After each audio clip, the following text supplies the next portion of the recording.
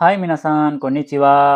आजबाट चाहिँ हामी मिन्ना no निहोङ्गो book सुरु गर्न गइरहेको छौँ र आज चाहिँ है बुक सुरु गर्नुभन्दा पहिला के जान्नुपर्छ त तपाईँहरूले? त्यो किवर्डहरू भनिदिन्छु। बुक सुरु गर्नुभन्दा चाहिँ पहिला यिनीहरू चाहिँ हजुरले जानेर राखेको राम्रो है त। बुक चाहिँ म दोस्रो दिनबाट सुरु गर्छु लेसन 1 बाट। आज चाहिँ त्योभन्दा अगाडि के जान्नुपर्छ त तपाईँहरूले? ल हेरौँ है त। दाई अनि नम्बर अनि खा। यो दाईले चाहिँ के इन्डिकेट गर्छ भने चाहिँ सिक्वेन्स इन्डिकेट गर्छ है। अनि यो नम्बर र का भनेपछि चाहिँ च्याप्टर लेसन कति हो त तपाईँको त्यो है त। अब हजुरको लेसन 1 हो भने के भन्नु पर्यो त। अब लेसन 1 हो भने दाई इक्का है। दाई इक्का भनेको चाहिँ लेसन 1 है। अब लेसन 2 भन्न पर्यो भने चाहिँ 2 लाई के भन्छ नि। दाई निका भनेको चाहिँ लेसन 2। अब हेर्नु 3 लेसन 3 लाई के भन्छ त सान। दाई सानका भनेको चाहिँ लेसन 3। त्यस्तै लेसन 4 5 6 भन्दाखेरि दाई योनका दाई गोका त्यसरी भन्न सक्नुहुन्छ है त। यो दाई अनि नम्बर का भन्दाखेरि चाहिँ हजुरहरूको लेसन कति हो त त्यो। अब हेर्नु तपाईँहरूको त्यो लेसनमा बुन भनेर दिएको हुन्छ। त्यो बुन भनेको चाहिँ के हो त सेन्टेन्स। बुन भनेको के हो त सेन्टेन्स वाक्य है त। बुन भनेको वाक्य रहेछ। अब रेई भनेको के हो त इक्जाम्पल। रेई भनेको चाहिँ इक्जाम्पल भनेर बुझ्नुहोस् है त उदाहरण। रेई भनेको चाहिँ इक्जाम्पल। अब हेर्नु बुन केही केही भनेको चाहिँ खास फर्म हो है त। केही मात्रै भन्दाखेरि चाहिँ फर्म भन्ने बुझिन्छ। अब बुन केही भनेको चाहिँ के हो त। बुन भनेको सेन्टेन्स भइहाल्यो। केही भनेको फर्म सेन्टेन्सको फर्म सेन्टेन्सको प्याटर्न भनेर बुझ्यो हुन्छ। बुन केही भनेको सेन्टेन्सको प्याटर्न। तपाईँको सेन्टेन्स कसरी बनेको छ त हो त्यो देखाउनको लागि चाहिँ बुन केहीको इक्जाम्पलहरू हुन्छ। त्यो है त्यो सेन्टेन्सको प्याटर्न कसरी बनेको छ त सेन्टेन्स। अब हेर्नु रेई बुन भन्ने छ। रेई भनेको के हो रे इक्जाम्पल। बुन भनेको के हो रे सेन्टेन्स। अब रेई बुन भनेको के हो त सेन्टेन्सको इक्जाम्पल। सेन्टेन्सको इक्जाम्पललाई के भन्दो रहेछ त रेई बुन। त्यो सेन्टेन्सको इक्जाम्पल है त। अब हेर्नु नम्बर अनि बान भनेको चाहिँ नम्बर। तपाईँ कति नम्बर पढ्दै हुनुहुन्छ त। अब 1 नम्बर पढ्न पर्यो भने 1 लाई के भन्छ त इची इचिबान। इचिबान भनेको चाहिँ नम्बर 1। अब 2 नम्बर भन्दाखेरि चाहिँ के हुन्छ त 2 लाई नि भनिन्छ अनि बान निबान। निबान भनेको चाहिँ के त नम्बर 2 2 नम्बर है। अब तेस्रो नम्बर चौथो नम्बर 5 नम्बर पढ्दाखेरि चाहिँ के हुन्छ योनबान गोबान रोकुबान त्यसरी छ है त। अब हेर्नु खाइवा भन्ने पनि एउटा वर्ड छ। त्यो खाइवा भनेको चाहिँ के हो त कन्भर्सेसन है। खाइवा भनेको के रहेछ त कन्भर्सेसन। मान्छेहरू कसरी बोलेको छ त कसरी बोल्छ त मान्छेहरू बिचमा त्यो इक्जाम्पलहरू दिएको छ। त्यो खाइवा भनेको चाहिँ के रहेछ त कन्भर्सेसन। अब हेर्नु रेन्स्यु भनेको के हो त प्र्याक्टिस। अब यसलाई एक्सर्साइज पनि भनिन्छ रेन्स्यु भनेको एक्सर्साइज पनि भनिन्छ तर हामी चाहिँ प्र्याक्टिस भनेर बुझ्ने है त। रेन्स्यु भनेको प्र्याक्टिस। तपाईँहरूलाई प्र्याक्टिस गर्नको लागि क्वेसनहरू पनि दिएको हुन्छ र सेन्टेन्सहरू पनि बनाएर दिएको हुन्छ। त्यो कसरी बनाउने क्वेसन कसरी बनाउने एन्सर कसरी दिने त्यो हुन्छ।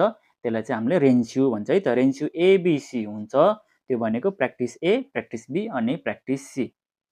अब हेर्नु मोन्दाई मोन्दाई भनेको के हो त। अब मोन्दाई भनेको क्वेसन पनि हुन्छ प्रब्लम पनि हुन्छ है त। तर हामीले बुकमा भएकोलाई चाहिँ के भनेर भन्ने त अब प्रब्लम भनेर भन्नुहोस् है त। मोन्दाई भनेको चाहिँ प्रब्लम है। तपाईँहरूलाई लेसन पढेर भ्याएपछि चाहिँ मोन्दाई दिएको हुन्छ।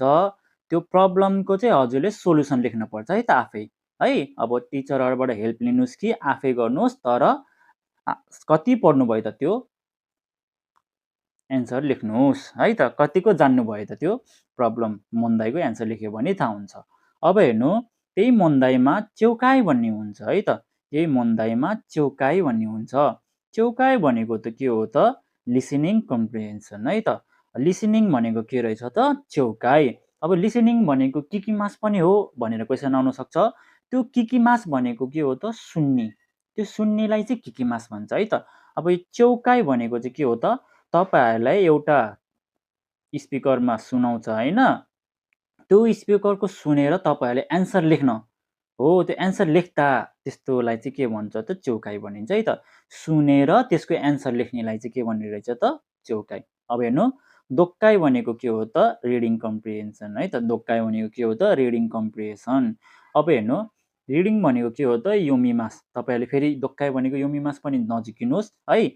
पुरै सेन्टेन्सको प्याराग्राफ पढेर लास्टमा एन्सर जुन दिनपर्छ नि हामीले प्याराग्राफ पढेर एन्सर दिन्छ नि हो त्यो पढेर एन्सर दिनेलाई चाहिँ दोक्काइ भनेको है त्यो एउटा रिडिङ कम्प्रिहेन्सन है त त्यो एन्सर पढे त्यो प्याराग्राफ पढेर एन्सर लेख्नलाई के भनेको रे दोक्काइ अब हेर्नु फुकुस्यु भन्ने छ फुकुस्यु भनेको चाहिँ के हो त रिभिजन फुकुस्यु भनेको के हो त रिभिजन हेर्नु फुकुस्यु भनेको के हो त रिभिजन तपाईँहरूले बिर्स्यो कि बिर्सेन हो त्यो सम्झाउनको लागि चाहिँ फुकुस्यु दिएको हुन्छ त्यो फुकुस्यु गर्यो भने चाहिँ पहिला पढेकोहरू नबिर्सोस् भनेर रिभिजन हो है त अब हेर्नु मिनिङ मिनिङ हरेक लेसनमा मिनिङ हुन्छ 20-25 30वटा जति 30-35 त्यस्तै हुन्छ त्यो मिनिङ भनेको चाहिँ के हो त इमी मिनिङलाई के भन्छ त इमी है मिनिङ भनेको चाहिँ इमी अर्थ है त अब हेर्नु वर्ड भनेको के हो त कोतोबा शब्दलाई के भन्दो रहेछ त कोतोबा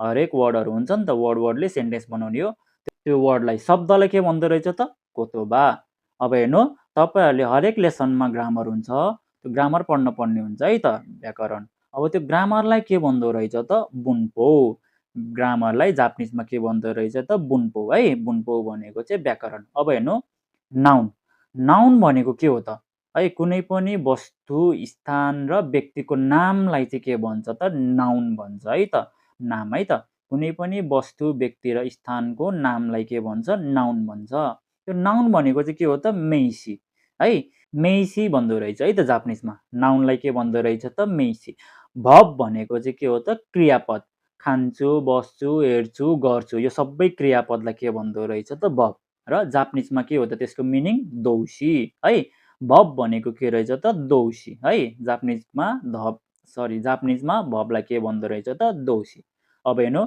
एडजेक्टिभ्स भनेको चाहिँ केयुसी भन्छ है त जापानिजमा एडजेक्टिभलाई के भन्दो रहेछ त केयुसी एडजेक्टिभ भनेको चाहिँ कुनै पनि नाउन है यही नाउनको विशेषता विशेषण भने पनि भयो विशेषता जनाउनलाई चाहिँ के भन्दो रहेछ त एडजेक्टिभ त्यो भनेको चाहिँ केयुसी जस्तै अब मान्छे भयो कार भयो यति त केही जानेन नि त अब त्यो के हो त राम्रो मान्छे महँगो कार नराम्रो मान्छे गोरो मान्छे रातो कार हो त्यो रातो गोरो राम्रो त्यो सबै विशेषता जनायो नि त नाउनको त्यसलाई चाहिँ के भन्छ त एडजेक्टिभ हो अब लेसन सुरु गर्नुभन्दा चाहिँ अगाडि सबै याद गर्नुहोस् यो याद गर्यो भने चाहिँ राम्रो है त ल अब हेरौँ साथीहरू यसरी एउटै वर्ड छ भने यसलाई